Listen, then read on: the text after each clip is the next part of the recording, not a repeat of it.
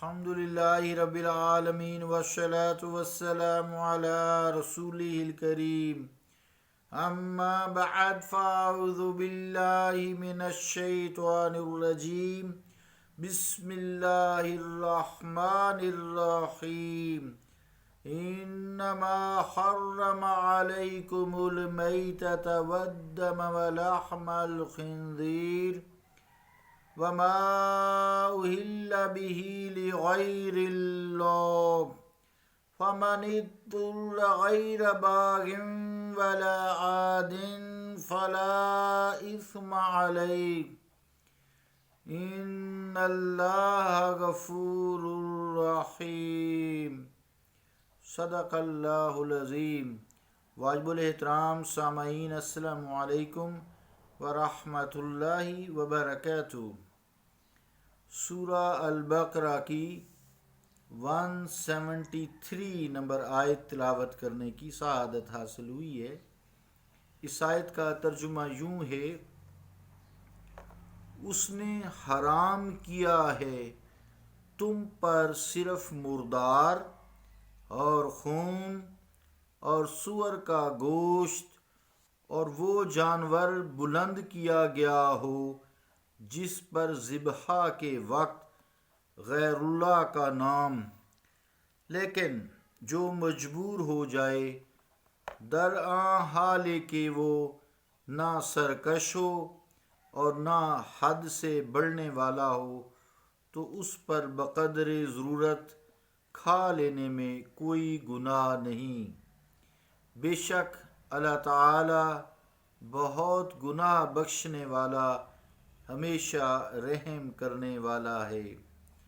اللہ کا قول سچا ہے جو بڑی ہی عظمت والا ہے۔ عزیزان گرامی قدر،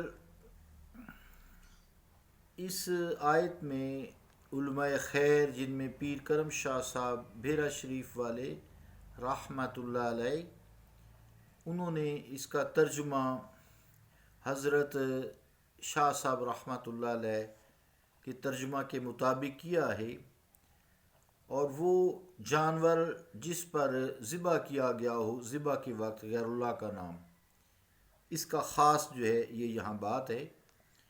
ویسے اس آیت میں اللہ تعالیٰ نے 4 چیزوں کا ذکر کیا ہے جو قطعی حرام ہیں۔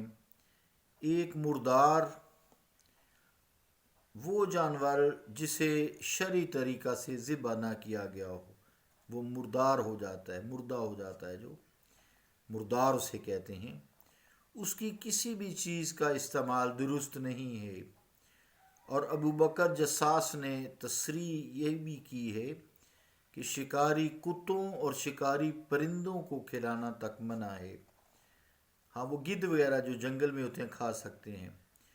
اس کے ساتھ جو چمڑا ان کا رنگا جاتا ہے، رنگنے کے بعد وہ پاک ہو جاتا ہے، اسے دباغت کہتے ہیں، یعنی چمڑا رنگنا۔ تو چمڑا جب رنگ دیا جاتا ہے استعمال کے لیے، جوتے وغیرہ بنانے کے لیے، پرس یا کوئی بھی چیز جو چمڑے کی بنتی ہے، اس کے بعد وہ پاک ہو جاتا ہے۔ یہ تو ہو گیا مردار۔ دوسرے جاری خون، خون جاری۔ تو تیسرے جو ہے خنزیر، اسی طرح خنزیر کی ہر چیز ناپاک ہوگی۔ پھر چوتھی جو چیز ہے جس پہ بات کریں گے، ما اخل بہ لغیر اللہ، جس پر ذبح کے وقت غیر اللہ کا نام لے دیا گیا ہو، یعنی جب ذبح کرتے ہیں تو غیر اللہ کا نام لیا جائے۔ تو اس میں جو حضرت شاہ صاحب ہیں انہوں نے اس وما اہل بہ لغیر اللہ کا جو ترجمہ کیا ہے اس آیت کے حوالے سے، اس میں وہ فرماتے ہیں وہ آنچے آواز بلند کردہ شود در ذبح و بغیر خدا۔ ترجمہ قرآن مجید از شاہ ولی اللہ مع تفسیر حسینی، صفحہ 43، مطبوعہ بمبے۔ تو ان الفاظ کا جو فتح الرحمن میں ہے، اور تمام مفسرین نے اس آیت کا یہی معنی بیان فرمایا ہے۔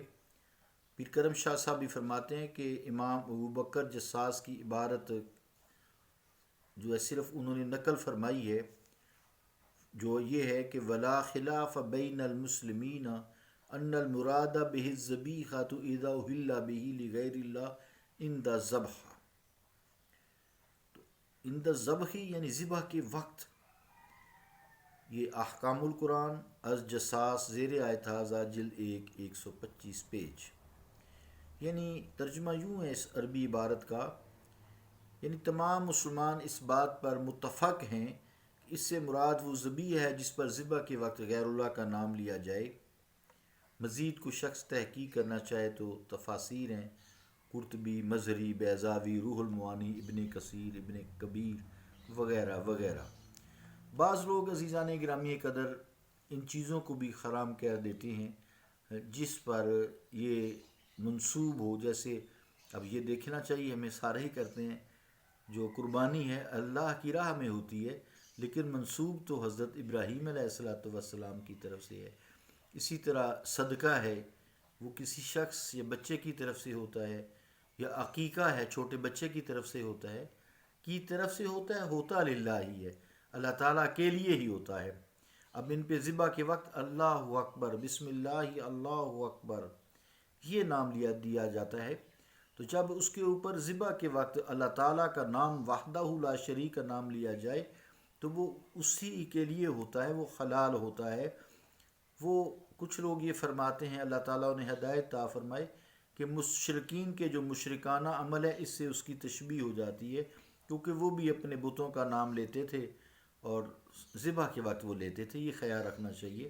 لیکن اگر انصاف سے دیکھا جائے تو مسلمانوں کے اس عمل کو مشرکین کے عمل سے نہ تو ظاہری کوئی مماثلیت ہے، نہ کوئی باطنی مماثلیت ہے، نہ صوری نہ معنوی، کسی قسم کی مشابہت نہیں ہے. کفار جب ایسے جانوروں کو ذبح کرتے تھے تو اپنے بتوں کا نام لے کر ان کے گلے پر چھری چلاتے تھے اور کہتے تھے بسم اللات والعزیٰ، یعنی لات اور عزیٰ کے نام سے ہم ذبح کرتے ہیں. اور مسلمان ذبح کرتے وقت اللہ تعالیٰ کے نام کے سوا کسی کا نام لینا گوارا نہیں کرتے. جب ذبح کرتے ہیں بسم اللہ، اللہ اکبر، تو یہ کہتے ہیں اللہ کا نام لے رہے ہیں. سب قصائی بھی جتنے بھی ہیں وہ یہی کرتے ہیں. اس لیے ظاہری مشابہت نہ ہوئی، ظاہری مشابہت بالکل بھی نہ ہوئی. نیز کافر ان جانوروں کو ذبح کرتے تو ان بتوں کی عبادت کی نیت سے جان تلف کرتے. ہم اللہ تعالیٰ کی عبادت یا اللہ تعالیٰ کی رضا کے لیے اس کے حکم سے ذبح کرتے ہیں، ان کی یہی نیت ہوتی ہے. اس جانور کو اللہ کے نام سے ذبح کرنے کے بعد جب انسان اس کو ذبح کرتے وقت اللہ اکبر کا نام لیتا ہے، بسم اللہ، اللہ اکبر یا بسم اللہ واللہ اکبر، تو یہ کھانا پکانے کے بعد مسلمان کھاتے ہیں، فقراء کھاتے ہیں، غریب غربا کھاتے ہیں، جیسا کہ اللہ کا حکم بھی ہے اور یہ خاص آیت بھی ہے وَيُطْعِمُونَ الطَّعَامَ عَلَىٰ حُبِّهِ مِسْكِينًا وَيَتِيمًا وَأَسِيرًا. وہ اللہ کی محبت میں کھانا کھلاتے ہیں. کس کو؟ مسکینوں کو، یتیموں کو اور قیدیوں کو.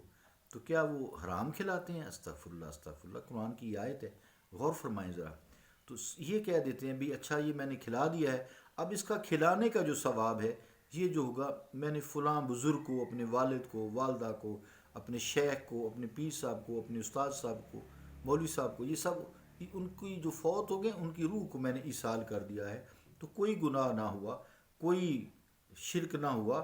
واضح ہو گیا کہ مسلمانوں کے عمل اور مشرکین کے عمل میں اور ان کے طریقہ میں زمین و آسمان کا فرق ہے.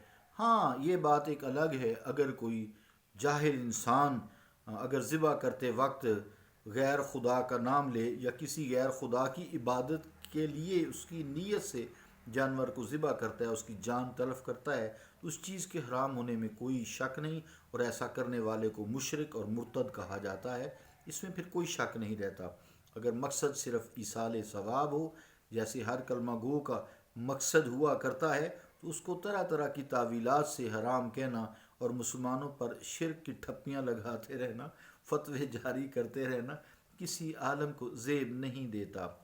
عزیزان گرامی قدر، اس کے بعد آخر میں فرمایا اس آیت کے حوالے سے، یعنی اگر کوئی شخص مجبور ہو جائے، اس کی جان نکلنے پر آ جائے، اس کی زندگی خطرے میں پڑ جائے تو ان حرام چیزوں سے وہ ضرورت کی مقدار کے برابر استعمال کر سکتا ہے تاکہ اس کی جان بچ جائے۔ یہ تو فتویٰ ہو گیا۔ تو تقوی یہی ہے، جان دے دے، حرام کی طرف ہاتھ مت اٹھائے۔ اللہ تعالیٰ ہمیں دین کو سمجھنے اور اس پر عمل کرنے کی توفیق عطا فرمائے۔ صلی اللہ تعالیٰ علی رسول خیر خلقہ محمد وعلی آلہ واصحابہ اجمعین برحمتک یا ارحم الراحمین۔